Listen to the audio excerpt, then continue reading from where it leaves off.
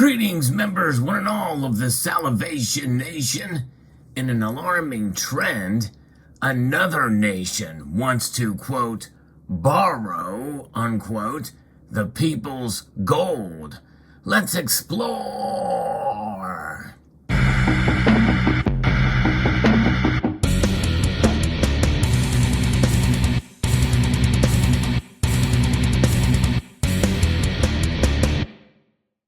You may remember we saw this happen in Turkey, where the government and the central bank wanted to buy up the people's gold.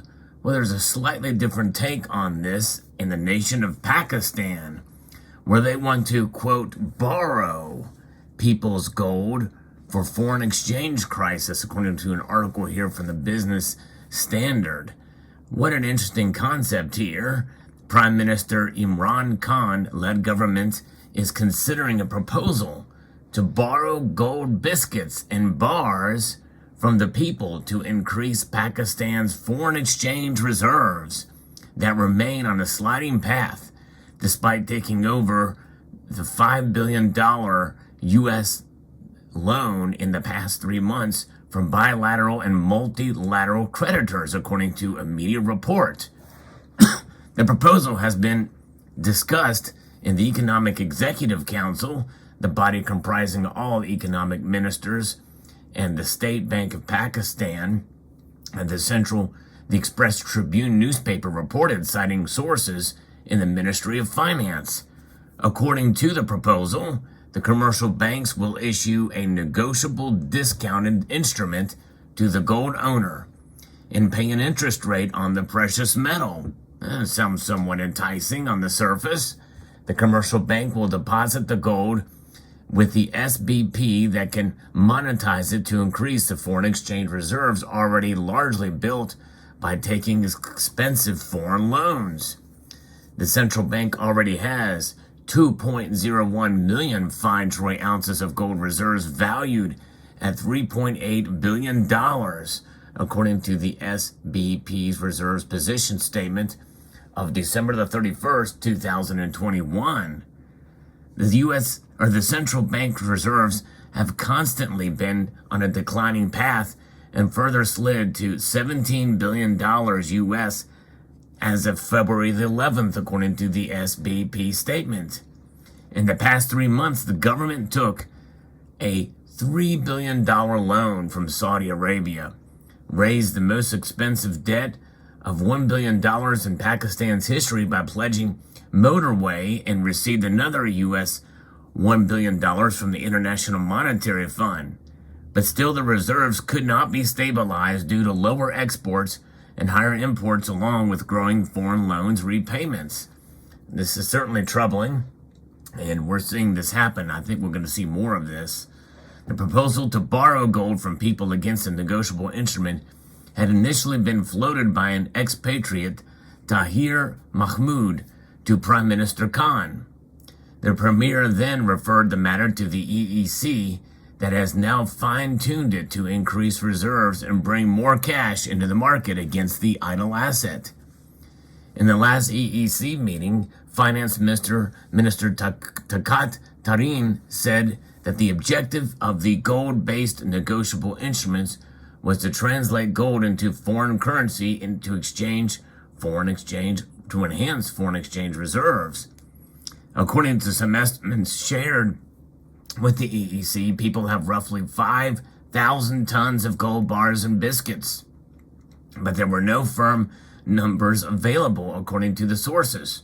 5,000 tons, that gives you some idea, when the United States has just over 8,100 tons of gold in its reserves. The people of Pakistan themselves hold 5,000 tons. Go to show you how valuable gold is in countries in the Middle East and Far East.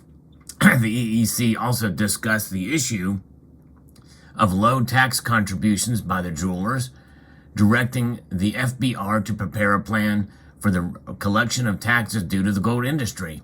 There are roughly 36,000 jewelers, and only 50 registered for the sales tax purposes with the FBR. The article wraps up saying that last month the government slapped a 17% sales tax on the sale of gold and jewelry.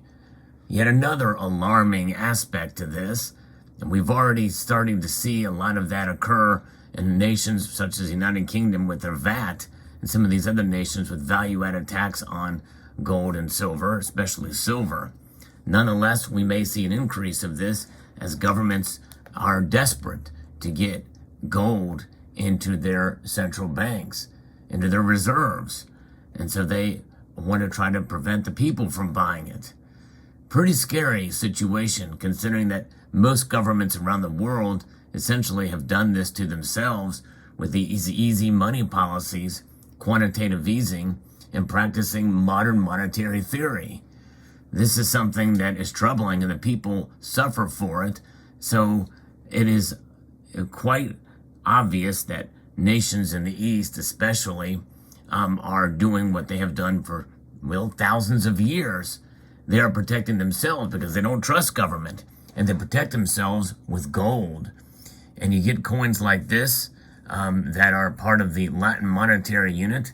The 20 franc coins are quite popular and have been for years. And these are ways to protect yourselves. And this is why this is such a standard piece. This is 0.1867 ounces of pure gold here. And these coins are produced, and restrikes of them we can get for quite a low premium. So it's an attractive way to be able to get gold and to hold it. And I think that's what you're seeing in some of these countries when their mints creating them. And so therefore it is, popular to be able to accumulate gold in that manner. And so that's why yet another good reason to accumulate gold in these times, because of what governments are doing around the world. And that's why I hold gold, and that's why I think it's a good reminder to have some of the older gold, such as you see here.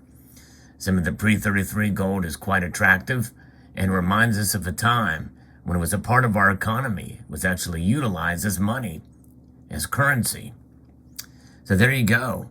I will continue to keep up with news of this sort, and I think it's yet another good reason to be proud that you are accumulating gold as part of your portfolio to protect yourself. Because you know what? If it was me and the government asked to, quote, borrow my gold, that's a big negatory. Yes, indeed. Not going to be happening over here. And I would hope it wouldn't be for you, because if you don't hold it, you don't own it, whether they borrow it with interest or not. Things can change on a dime as far as the economy and what they decide to do with the gold that they have that they are supposedly borrowing. So there you have it. Let me know what your thoughts are. I'd like to extend a multitude of gratitude to you all for taking the time to watch this video, and to encourage you to please rate, share, comment, and subscribe.